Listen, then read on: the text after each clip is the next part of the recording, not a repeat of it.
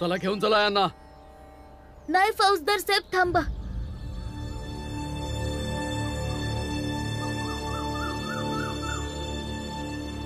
तुम्ही बाळा दादाला बी संग घेऊन जा.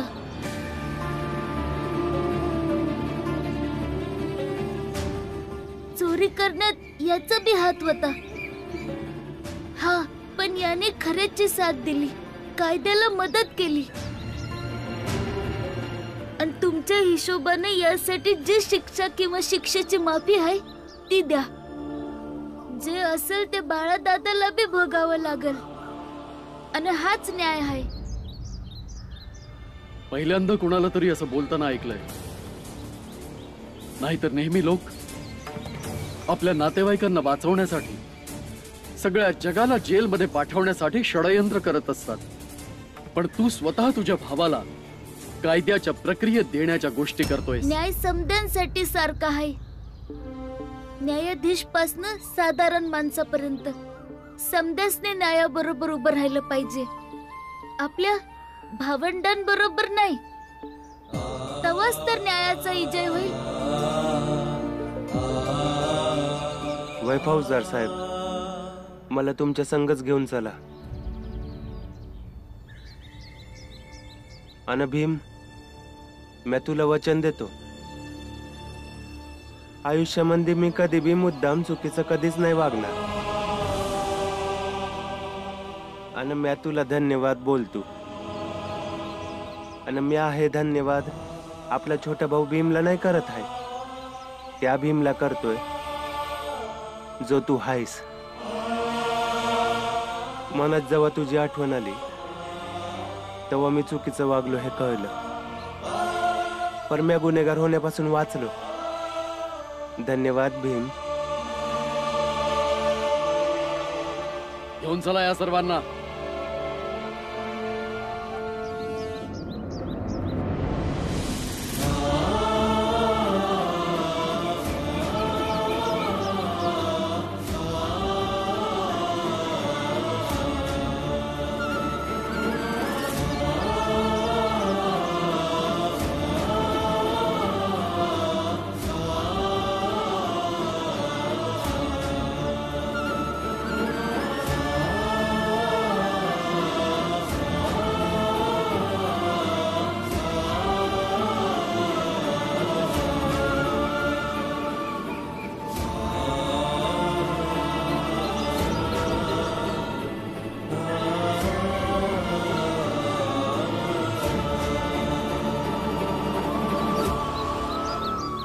जी घट प्रेम न प्रीति रस, पुनि रसना नहीं ना. ते नर या संसार में उपजी भय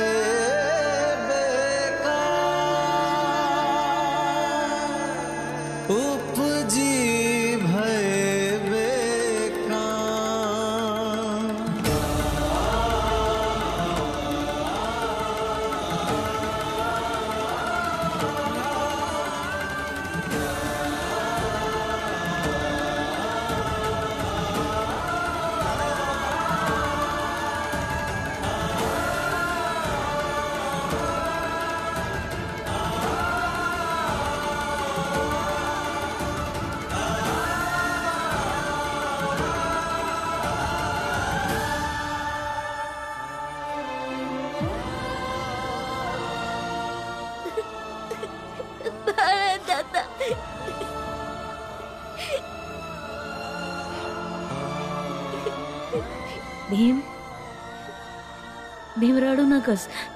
का नाही रडायचं? हा काय कठोर मनाचा आहे की नाही रडणार? बनावं तर लागेलच दगडाचं.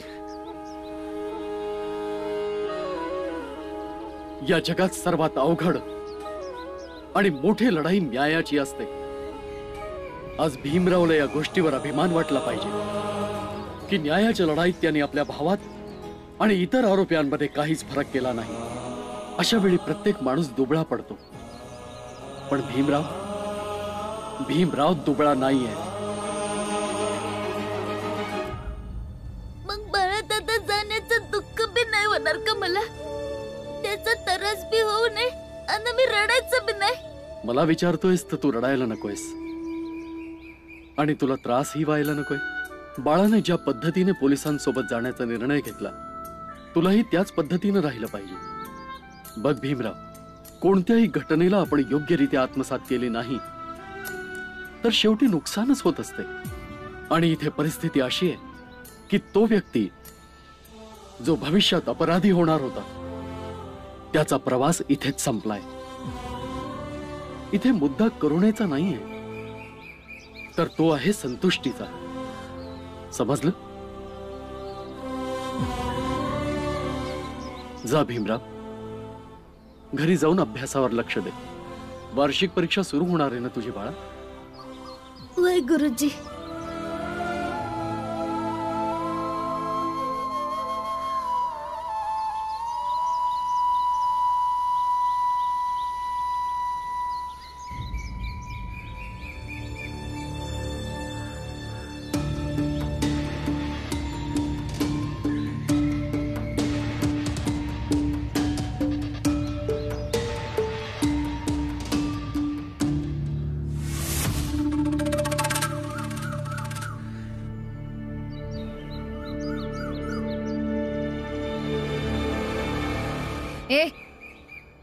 ए उठ, कोण आहेस तू?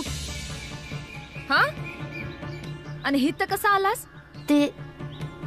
ते मला संघ घेऊन आलं होतं. कोण घेऊन आलं होतं? ते मला त्यांचं नाव नाही माहित. खाली उतर आधी. झोपलंय येऊन. कोण घेऊन आलं होतं?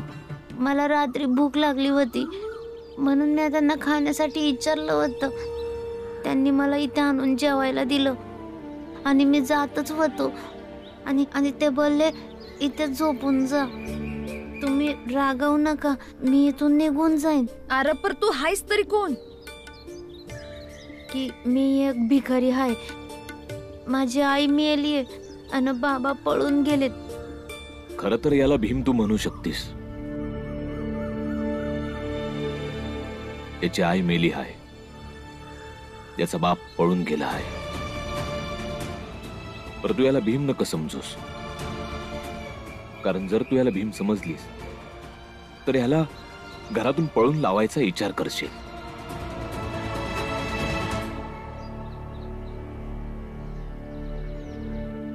पर आता ह्यो ह्याच घरात राहणार. चल बाळा, दूध पी आणि तू माझ्यासाठी चाय बनव. नाही, मी दूध नाही पिणार आणि मी इथून निघून जातो. तुम्ही एकमेकांसंग का भांडता? नाही बाळा, तू इथंच राहा. तुझ्यासारखाच माझा बी एक लहान पोरगा आहे. त्याच्यासाठी मी अभि तुझ्या पळून गेलेल्या बापासारखाच आहे. जर तू इथं राहिलास तर मला असं वाटेल की मी आज हे पाप केलं आहे त्याचं प्रायश्चित करतो आहे. घे बाळा, दूध पी. नाही, मी नाही पिणार. तुला तुझ्या बापाची शपथ आहे. घे पी.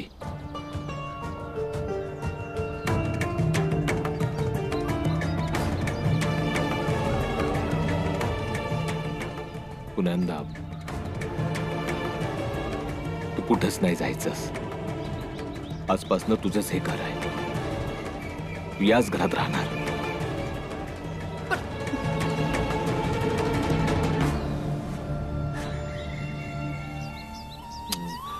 घे, पिऊन घे बाळा.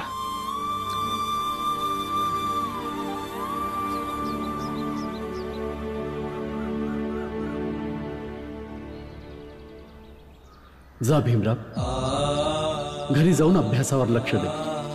वार्षिक परीक्षा सुरू होणार आहे ना तुझी बाळा?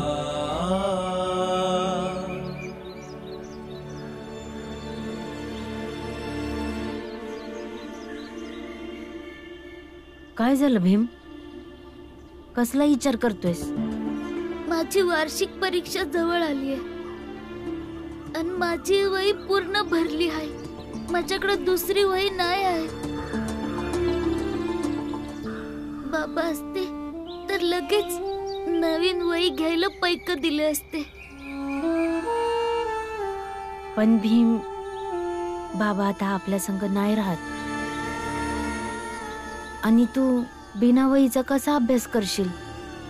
काही हरकत नाही आनंद दादा, मी वही शिवायच अभ्यास करीन.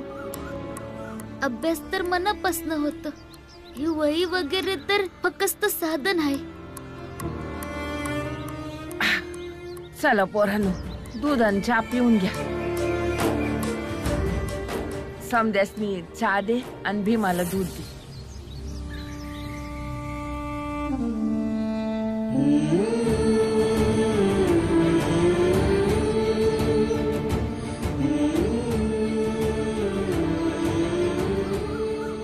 मी आज जाऊन दूध पिता पिता जरा अभ्यास भी करतो.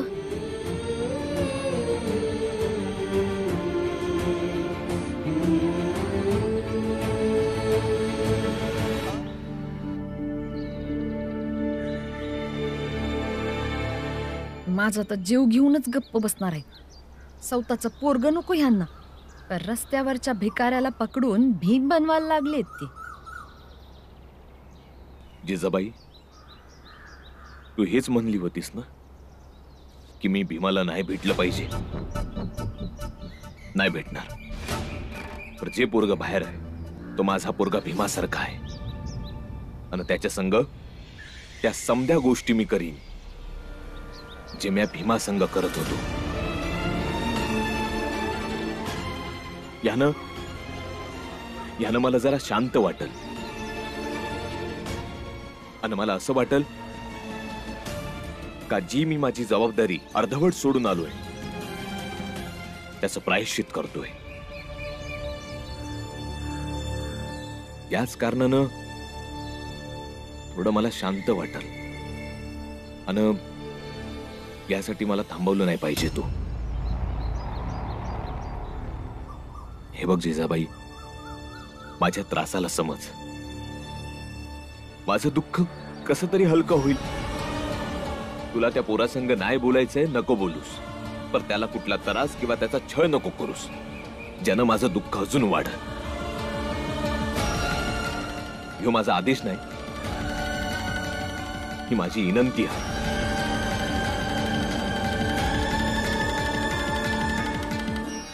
आत्या म्या ह्यासनी काही बोलले तर उगाच भांडण होईल. म्या स्वयंपाक करायची तयारी करते.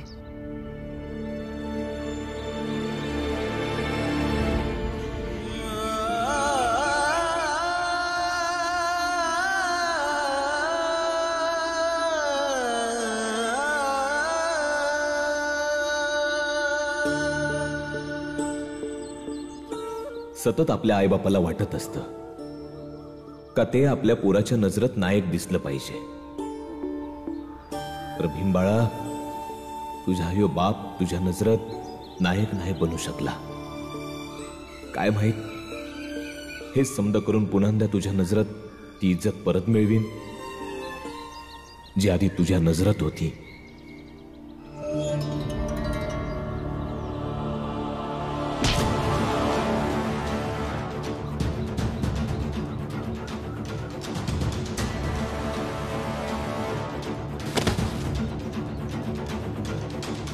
काय हे माझ्या पापाचं फळ तर नाहीये? त्या दिवशी भीमरावचे टपालाने आलेले पैसे मी लुटले होते आणि आता माझे पैसे कोणीतरी लुटले.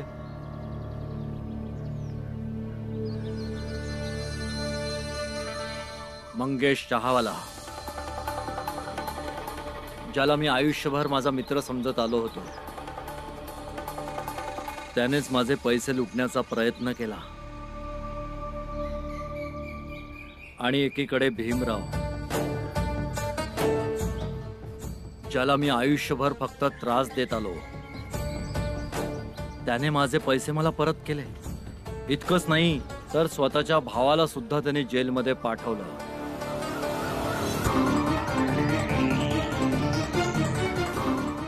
मला समजतच नाहीये कोणाला कुठल्या दृष्टीने बघायचं.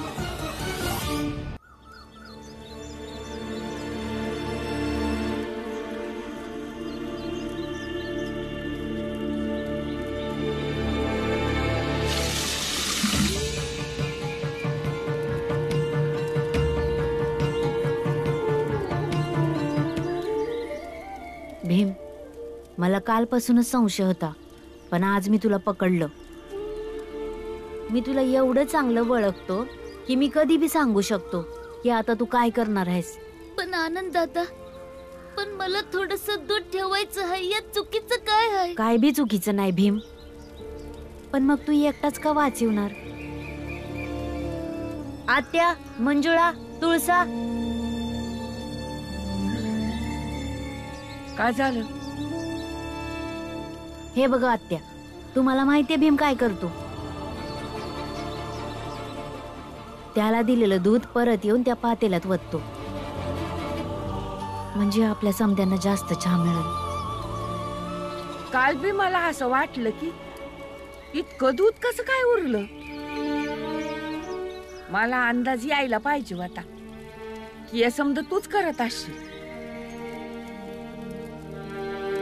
आजपासून मी अभि चाय नाही पिणार.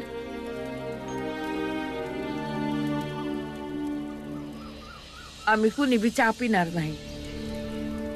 उद्यापासून या घरात चहाच नाही बनणार. गरिबी खूप काही शिकवून जाते. समद्यांच्या वाटणीचा चहा आणि एक ग्लास दुधाशिवाय जगणे बी लक्षात ठेवीन आयुष्यभर. आणि हे बी लक्षात ठेवीन का बाकीची लढाई लढण्याबरोबर गरिबी बरोबर बी लढाया लागणार आहे आणि कोणत्या बी परिस्थितीत जिंकायचं आहे. या समध्यांनी या येऊन वर्गणी द्या. सर्वज्ञ महाप्रभूंचं मंदिर बनवायचं हाय, मूर्ती बनवायची हाय. या गावकऱ्यांनो, लवकर या, वर्गणी द्या. सर्वज्ञ महाराजांचं मंदिर बनेल. या सगळे या.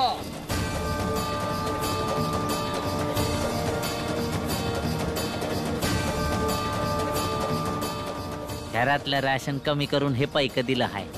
महाराजांना जरा सांगा, विशेष कृपा ठेवा आमच्यावर. अवश्य अवश्य. महाराजांनी ठरवलं तर तुझं नक्कीच कल्याण होईल. या मंदिरासाठी वर्गणी द्या.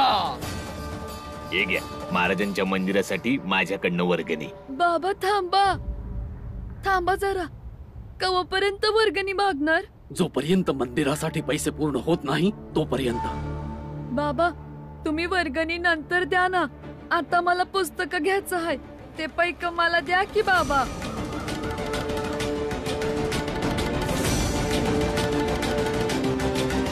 मुला, वर्गणी देताना ही गोष्ट देखील पाहिली जाते की एका शुभ कार्यासाठी सगळ्यात आधी कोण वर्गणी देत आहे त्यानं हे समजतं की त्याचं हृदय किती मोठं आहे.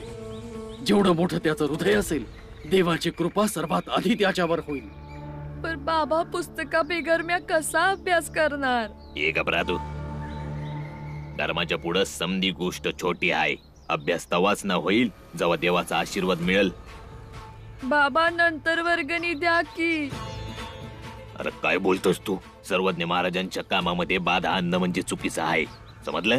हात जोडून नमस्कार कर.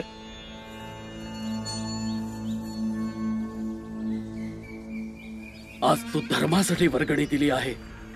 महाराज तुझं नक्कीच कल्याण करतील. वर्गणी द्या, मंदिरासाठी वर्गणी द्या. या सगळे या. चल. थांबा. माझी इच्छा तर होती तर तुम्हासनी थांबवावं आणि सांगावं का ह्याला वही विकत घेऊन द्या, पण तुम्ही नसता थांबला म्हणून तुम्हासनी नाही थांबवलं. फक्त तुम्हासनी हे सांगायचं आहे, माझ्याकडे पैक नाही आहेत का मी वही विकत घेऊ. आणि तुमच्याकडे पैक असताना बी तुम्ही तुमच्या मुलाला वही घेऊन नाही देतात. अरे देव, धर्म आणि मंदिर जवळ राहील तवाच लिहिणं वाचणं होईल ना. मग ही गोष्ट तर विचार करण्यासारखी आहे ना, का तुमच्या मुलाच्या भविष्यासाठी काय गरजेचं आहे. आणि फक्त तुमच्या मुलाच्या भविष्यासाठी नाही, संपूर्ण समाजाच्या भविष्यासाठी महाराजांसारख्या लोकांचं मंदिर बनवणं का चांगला अभ्यास करून नोकरी व्यवसाय करणं?